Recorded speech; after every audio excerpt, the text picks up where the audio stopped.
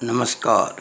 YouTube channel maths era and civil engineering by R P. Vyas से मैं R P. Vyas diploma third year civil के उन सभी स्टूडेंट्स का हार्दिक स्वागत करता हूं जिनको BTER द्वारा लिए जाने वाली परीक्षा में सम्मिलित होना है अथवा जिनको अगले वर्ष परीक्षा की तैयारी करनी है।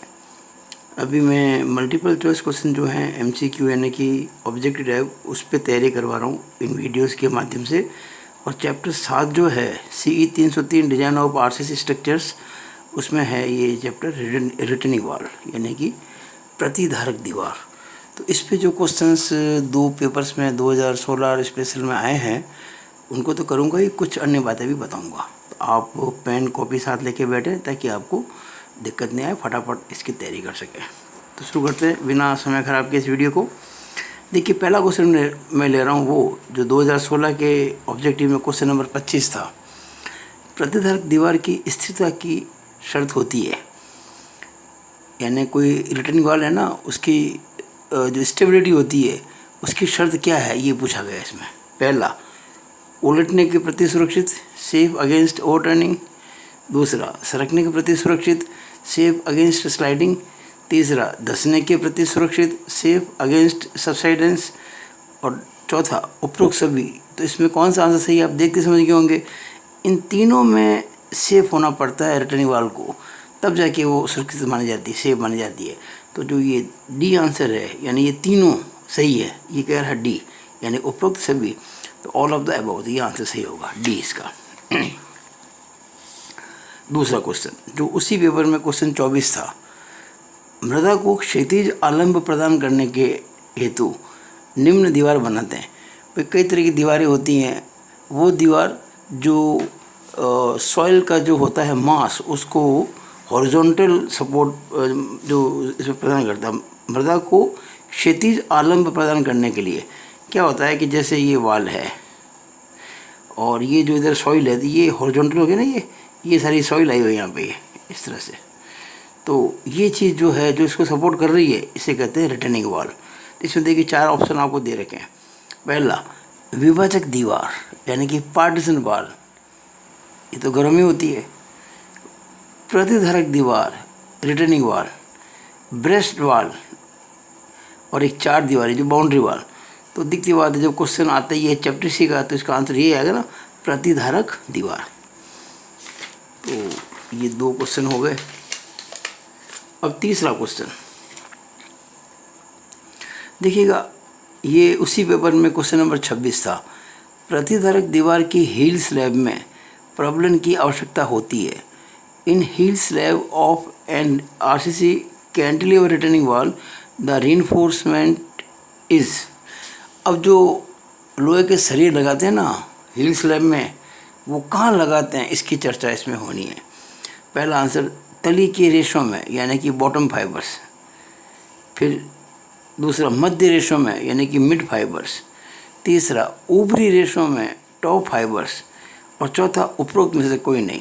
तो भाई इसमें से ये वाला आंसर सही है, सी, ऊपरी रेशों में। अब इसको थोड़ा सा मैं समझा देता हूँ। देखिए, ये स्टेम स्लैब होती है, ये टो स्लैब होती है और ये हील स्लैब होती है। ये कहते हैं इसको हील स्लैब। ये भाग कहलाता है टो, आगे वाला भाग। वैसे जो पूरी है इसको नाम देते हैं बेस स्लैब। ये complete is called as base. और ये कहलाता है स्टेम, वर्टिकल स्टेम, ऊर्ध्वाधर पट्ट। अब जब सॉइल इधर होती है, इधर भी कुछ बैकफिल होती है, तो क्या होता है कि ये जो स्टेम है ना, ये कुछ ऐसे मुड़ता है, इस तरह से मुड़ता है यूँ। तो इसके इधर ये आता टेंशन, इधर यहाँ लोहे के सरिये लगाते हैं। अच्छा, ये जो हील स्लैब है वो, एक बात बता दूँ, ये जो 3 आपको दिख रहे हैं, ये वर्टिकल स्टेम, ये हील स्लैब, ये टो स्लैब, ये सारी यहाँ की मिल जाती है। इसको एक तरह से मान लेते हैं जैसे कोई फिक्स्ड एंड है। तो ये 3 कैंटिलीवर बीम हो गई। एक कैंटिलीवर बीम ये वाली, दूसरी कैंटिलीवर बीम ये वाली और तीसरी ये वाली। तो ये जो कैंटिलीवर बीम मानी जा रही है ये क्या होता है, एक्चुअली यूँ झुकती है इस तरह से प्रेशर के कारण। तो इसमें ऊपर टेंशन आएगा तो यहाँ लोहे का सरिया ऊपर लगेगा, मेन रीइंफोर्समेंट। और ये जो है इधर वाले टो वाली, ये यूँ मुड़ती है इस प्रकार से, इस प्रकार से। तो इसमें नीचे होता है उठान, तो यहाँ लोहे के सरिये लगेंगे। यानी हम क्या कह सकते हैं, जो हील स्लैब है उसमें तो ऊपर लगते हैं यानी कि टॉप फाइबर में, जो टो स्लैब है उसमें बॉटम पे लगते हैं। और जो ये स्टेम है इसमें ये जो वर्टिकल साइड है ना, जिधर ये बैकफिल भरी हुई है उस तरफ लोहे का सरिया लगता है। तो ये बातें डिटेल में बताई मैंने आपको। अब आपको मुझे लगता है कि ये समझ में आ गया होगा टॉप फाइबर्स में, किसमें, हील स्लैब के अंदर। आंसर इसका सी सही हो गया। प्रतिधारक दीवार की आधार स्लैब की मोटाई स्टेम की ऊंचाई का हो सकती है। तो भाई ये 1/15 हो सकती है। यानी प्रतिधारक दीवार की जो बेस स्लैब है उसकी जो मोटाई है स्टेम की ऊंचाई का 1/15 हो सकती है। ये कैसे है, तो इसके लिए मैंने एक एक्स्ट्रा क्वेश्चन बनाया हुआ है, उसको अपन साथ साथ में कर लेते हैं तो ठीक रहेगा। ये देखिएगा, ये मैंने क्वेश्चंस लिया है ये वाला, ये मैं आपको एडिशनल क्वेश्चन कराने वाला था, तो वो चौथा क्वेश्चन है, उसको मैंने पहले ही यहाँ करा देता ताकि ये आपको अभी जो क्वेश्चन चल रहा है वो समझ में आ जाए। ये चौथा क्वेश्चन, भाई कैंटिलीवर रिटर्निंग वाल जो है उसके आरंभिक जो नाप होते हैं इनिशियल डायमेंशंस में हम कुछ तय कर लेते हैं और बाद में उसके हिसाब से अपन सारा काम करते हैं, और जहाँ जैसा चेंज करना होता है एज़ पर चेक उसको चेंज कर लेते हैं।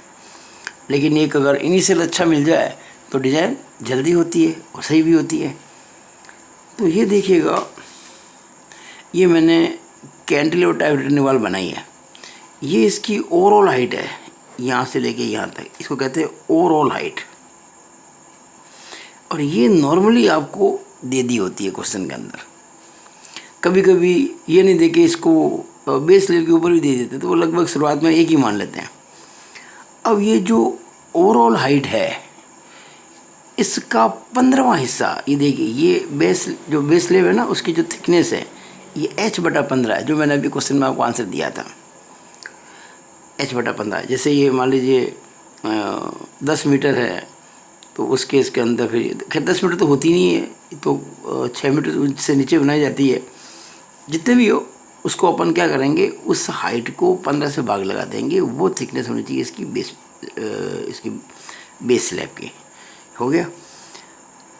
अब ये जो बेस विड्थ है कैपिटल B, ये कितना लें, तो इसके लिए रूल ये है कि 0.4 से 0.6 इंटू टोटल हाइट, यानी टोटल हाइट का 40 to 60% एक आइडिया होता है, अंदाज से इसको ले लिया जाता है। आरंभिक नाप है, ये फाइनल नहीं है, फाइनल बाद में करेंगे सब चेक लगाने के बाद में। इनिशियली इतना मान लेते हैं, जितनी हाइट दे रखी है ना उसकी 40 से 60%, 0.4h से लेके 0.6h एक राउंड फिगर हम ले लेते हैं। अब रही बात इसकी ये स्टेम की, तो स्टेम की जो ये टॉप जो थिकनेस ये वाली इसको हम शुरुआत में 0.2 मीटर लेते हैं, 200 mm, 20 सेंटीमीटर। और इसकी जो बॉटम पे जो विड्थ है ये वाली, जो बेस स्लैब से आके मिलती है बॉटम इसका स्टेम का, वहाँ रखते हैं h/12, जिसे टोटल हाइट है h, उसका 12वां हिस्सा ये वाला पोर्शन होगा, ये वाला, ठीक है। अब ऑटोमेटिकली ये कितना बचेगा वो आप निकाल लेंगे। टोटल जो है आपने जो भी लिया था 0.4 से 0.6h के बीच जो भी लिया होगा उसमें से ये घटा देंगे h/। अच्छा, ये जो एक और है, ये आपके टो स्लैब का जो बाहर निकला पोर्शन प्रोजेक्टेड, ये वाला जो स्टेम से बाहर निकला हुआ है, ये बेस विड्थ का 1/3 लेते हैं। ये जो आपने बेस विड्थ तय कर रखी है 0.4 से 0.6h, जो भी आपने राउंड फिगर लिया है उसका 1/3 ये लेते हैं टो स्लैब की विड्थ, ये वाली, और ये लेते हैं h/12। अब ये जब नाप मिल गया, ये मिल गया, ये मिल गया, ये आपने एज्यूम कर ली, तो ये ऑटोमेटिकली आपको मिल जाएगा। और बस सारे नाप अपने एक बार इनिशियल जो है अपना तय हो गया। तो अपना जो क्वेश्चन चल रहा था वो क्या था कि बेस स्लैब की मोटाई कितनी लेंगे, तो आप लिखेंगे जो आपको हाइट दे रखी है वो स्टेम की हाइट क्या रहेगा, उसके अंदर स्टेम की हाइट हो, ओवरऑल हाइट हो, डजेंट मैटर, इनिशियल के अंदर एक अंदाज की बात होती है। तो जो भी आपको हाइट दे रखी टोटल या स्टेम की जो भी, उसका 15वां हिस्सा लेंगे। तो ये आपको मैंने पहले ही करा दिया क्वेश्चन, तो ये यहाँ पे ये रहा, देखिए मर्दा को ये हो गया, क्वेश्चन नंबर 2 तो हो गया था। हाँ, क्वेश्चन 4 चल रहा था कि retaining walls base slabs thickness in terms of stems height मे भी लिखा ना, हो सकती है 1/15। ये आंसर इसका सही है, बाकी सब गलत है।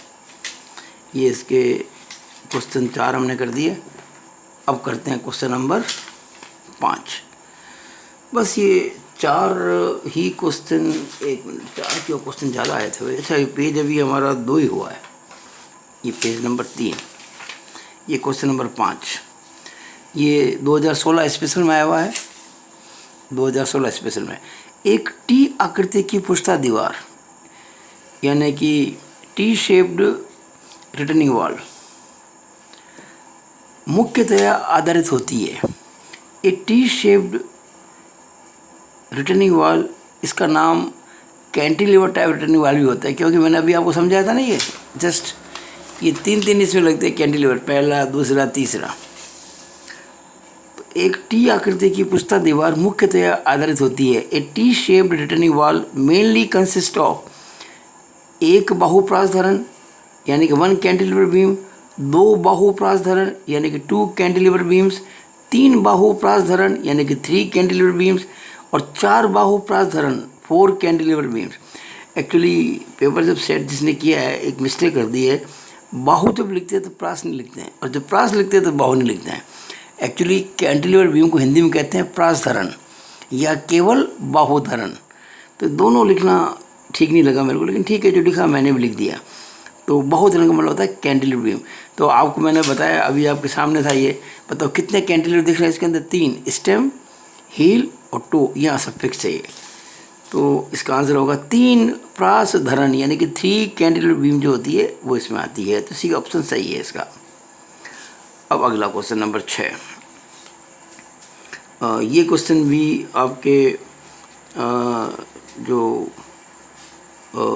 पेपर में आया हुआ है, मैं इसमें लिखना भूल गया हूँ, तो अभी लिख लेते हैं। कौन सा क्वेश्चन था ये देखते हैं अभी। ये क्वेश्चन 2016 स्पेशल में आया था।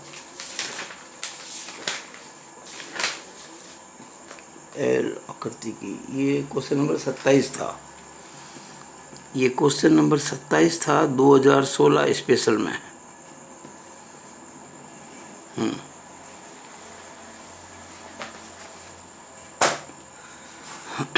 क्या क्वेश्चन है देखिए।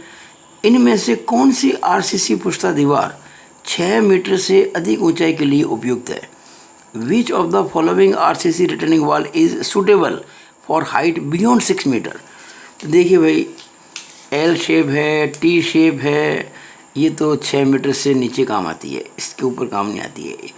ये जो है परशु का युक्त प्रकार, जिसे इंग्लिश में कहते हैं counter fort type returning wall, ये 6 मीटर से ऊंचे के लिए काम आती है। इसको आप याद रख लें तो ठीक रहेगा कि जो counter fort type returning wall होती है वही, जिसको हिंदी में कहते हैं परशु का युक्त प्रकार, ये 6 मीटर से ऊंची दीवार बनानी हो तो ये काम आती है। इसको आप याद रख लें। तो ये हो गया। अब मैं करा रहा हूँ आपको कुछ एक्स्ट्रा क्वेश्चंस। एक्चुअली मैं एक्स्ट्रा क्वेश्चन क्या, मैंने आपको समझा, सारा दिया, लिखा अब है एडिशनल। टो स्लैब में प्रबलन यानी कि रीइंफोर्समेंट कहाँ लगाते हैं, तली के रेशे में। ये रही देखिए, ये रही टो स्लैब, ये यूँ मुड़ती है ना, तो बॉटम पे लगाते हैं रीइंफोर्समेंट। स्टेम यानी कि ऊर्ध्वाधर पट्टिका में कहाँ लगाते हैं, तो उसमें वर्टिकल फेस पर, हील साइड में। ये रहा वर्टिकल फेस, इसकी एक तो ये साइड है, एक वो साइड है। तो कौन सी साइड, ये साइड तो टो वाली है, वो हील वाली है, तो हील की तरफ ये वाली। तो वर्टिकल फेस पर, हील साइड में। स्टेम स्लैब में प्रबलन यानी कि रीइंफोर्समेंट कहाँ लगाते हैं, ये लिखना था। फिर ये है कि एक्टिव अर्थ प्रेशर कहाँ कार्य करता है। कभी पूछ सकते हैं कि भाई जो एक्टिव अर्थ प्रेशर है रिटर्निंग वॉल पर, वो कहाँ काम करता है। तो आप कहना H/3 पर, जो आधार से जो हाइट है इसकी वॉल की, उसके 1/3 पर एक्टिव अर्थ प्रेशर काम करता है। चौथा, कैंटिलीवर टाइप रिटर्निंग वॉल की आरंभिक माप, भी आपको डिटेल में भी समझा चुका था पूरा मैं कंप्लीटली। ये 5वां जो पॉइंट है ये बहुत इंपॉर्टेंट है। अब 3 पॉइंट और बचे हुए, 5, 6 और 7। ये रिटर्न वॉल की जो है ना सेफ्टी, उसके बारे में है कि भाई 3 तरह की सेफ्टी होती है। ओवरटर्निंग, स्लाइडिंग और एक होती है सबसाइडेंस, धंसने के प्रति। तो उसकी डिटेल बता रहा हूँ। जो स्टूडेंट अभी मेरे वीडियो को देख रहा है वो रिटर्निंग वाल का बड़े से बड़ा क्वेश्चन भी कर सकता है इसके बेस पर, और ये ऑब्जेक्टिव में भी पूछे जा सकते हैं शॉर्ट के अंदर। देखिए, एक रिटर्निंग वाल उलटने के प्रति कब सुरक्षित होगी, यानी कि वो उल्टेगी नहीं या कोई संभावना नहीं होगी, सेफ होगी। दो मोमेंट होते हैं, एक तो होता है ओवर टर्निंग मोमेंट जो उस रिटर्निंग वाल को उलटाने की कोशिश करता है, एक होता है रेस्टोरिंग मोमेंट जो उसको उलटने से रोकता है। तो हम आपको कहना चाहते हैं कि जो रेस्टोरिंग मोमेंट है, आर का मतलब रेस्टोरिंग, एम वाला मोमेंट, जो रेस्टोरिंग मोमेंट है वो इस वैल्यू से अगर ज़्यादा या बराबर है तो सेफ होगी, वरना नहीं। अब ये वैल्यू क्या है ज़रा समझ लें इसको। 1.2 MOD प्लस 1.4 MOS। अब MOD और MOS क्या है, तो ये जो है, ये O का मतलब होता है ओवर टर्निंग और D का मतलब लेते हैं इसके अंदर अपन ड्राई, वो जो ड्राई सॉइल होती है जो अपने एक्टिव अर्थ प्रेशर लगाती है, तो वो जो है ये इधर है ना, ये जो मैंने बताया आपको, ये वाली, ये जो सॉइल इधर, ये वाली, ये नॉर्मली इसको ड्राई सॉइल ही कहते हैं, सूखी मृदा। तो ये कितना इसको उल्टाने की कोशिश करती है, ये होता है पैसिव अर्थ प्रेशर जो निकालते हैं, ये होगा इधर पैसिव अर्थ प्रेशर PA जो कि H/3 पर होता है। तो PA into H/3, PA into H/3 ये MOD हो जाएगा। अब MOS, यहाँ S का जो मतलब है ड्यू टू सरचार्ज, देखिए S स्टैंड फॉर सरचार्ज, तो overturning moment due to surcharge load भी होता है सॉइल के कारण, तो वो है PS into H/2। Surcharge actually shape बनाता है रेक्टेंगल की, और रेक्टेंगल की CG सेंटर में होती है, इसलिए इसमें H/2 लेते हैं। और जो ये एक्टिव अर्थ प्रेशर होता है वो बनता है ट्रायंगुलर, जिसकी CG H/3 भी होती है। तो आपको सरचार्ज फोर्स निकालना आना चाहिए, PS, उसको गुणा करेंगे H/2 से, तो ये MOD निकाल दिया, ये MOS निकाल दिया, ये दोनों आपके साथ आ गए। अब MOD को तो गुणा करना है 1.2 से और MOS को गुणा करना है 1.4 से, और ये जो वैल्यू आती है इससे रेस्टोरिंग मोमेंट जो है वो या तो ज़्यादा हो या बराबर हो तो सेफ होगी, वरना नहीं होगी। अब प्रश्न फिर उठता है कि भाई PA कैसे निकालेंगे, तो PA का फॉर्मूला है KA गामा H²/2। PS कैसे निकालेंगे, KA/QH, KA का क्या है, coefficient of active earth pressure, Q surcharge, H height, यहाँ गामा क्या है, सॉइल की डेंसिटी। और ये सब बातें आपको मैंने बता दी। मैंने आपको ये MOD कैसे निकालते हैं, MOS कैसे निकालते हैं, PA कैसे निकालते हैं, PS कैसे निकालते हैं, सब बातें बता दी।